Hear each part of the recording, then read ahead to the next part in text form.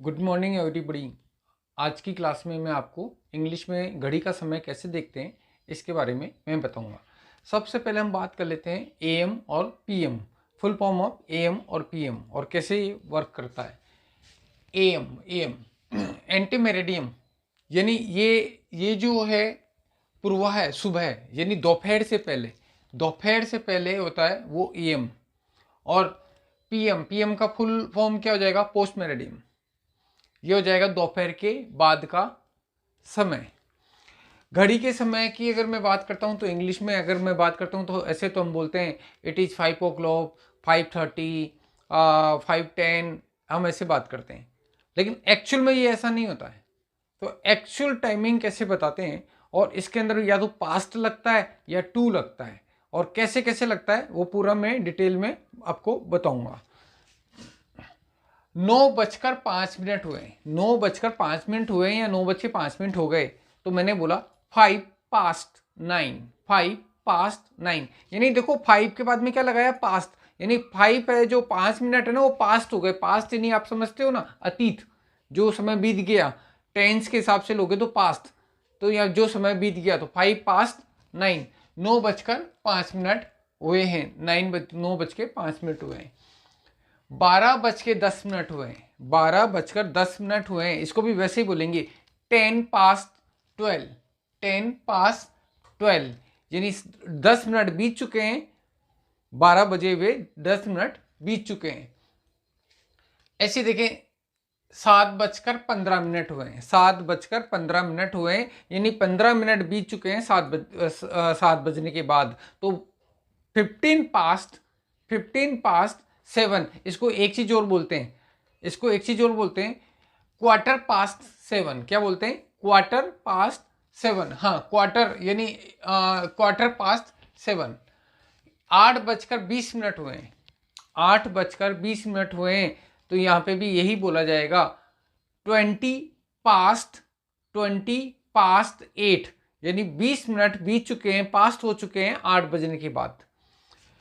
अब देखें 11:25 हुए हैं, 11:25 हो गए। यहाँ पे मैंने घड़ी के सिंबल भी लगा रखे हैं। 11:25 हुए हैं तो 25:11। 1:30 हुए हैं। अब 1:30 हुए हैं, या तो मैं बोलूंगा 1, हाफ पास्ट वन।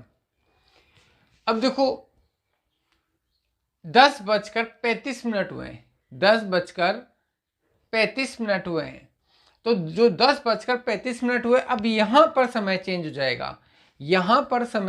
जाएगा, समय का टाइम टेबल चेंज हो जाएगा।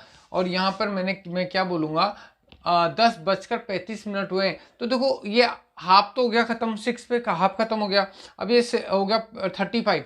तो अब यहाँ पे 35, अब 10:35 हुए हैं। तो अगर आप देखो 10:35 हुए हैं तो 11 बजने में 25 मिनट कम है, 11 बजने में 25 मिनट कम है। तो यहाँ पे बोला गया 25:11, 25:11। याद रखना, यहाँ पे तो पास लग रहा था, और जैसे ही ये सिरा 30 के बाद निकला और हमने इसको चेंज कर दिया 25:11।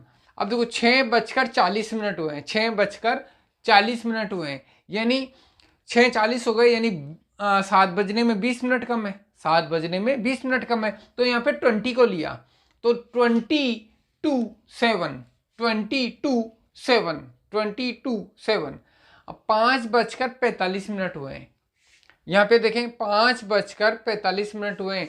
तो अब यहाँ पे देखो फिर 15 मिनट का गया, तो यहाँ पे हो जाएगा Quarter-to-6। 5:45 यानी 5:45, तो Quarter-to-6 या 15-to-6, दोनों में से आप कुछ भी बोल सकते हो। वैसे Quarter-to-6 बोला जाता है, Quarter-to-6। अब 4:50 हुए हैं, 4:50 हुए हैं।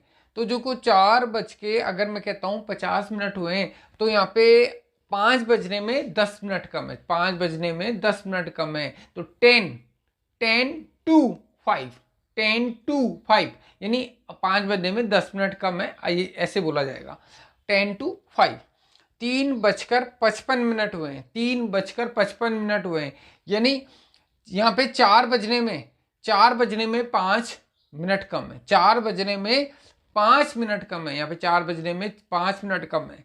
तो यहाँ पे मैं बोलूँगा 5 to 4, 5 to 4, 4 बजने में 5 मिनट कम है, 5 to 4।